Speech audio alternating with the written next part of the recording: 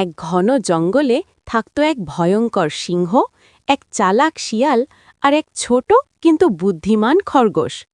সিংহ ছিল খুব শক্তিশালী, সে সব প্রাণীকে ভয় দেখাত।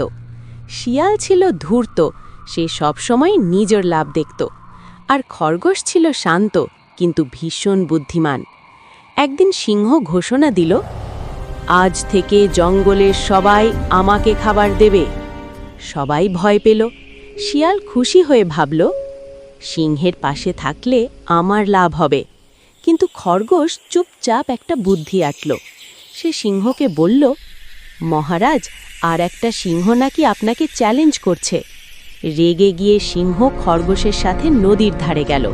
খরগোশ পানিতে সিংহের প্রতিচ্ছবি দেখিয়ে বলল, ওই দেখুন সে।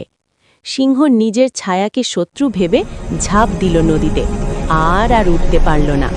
শিয়াল লজ্জা পেল, আর জঙ্গল শান্ত হয়ে গেল।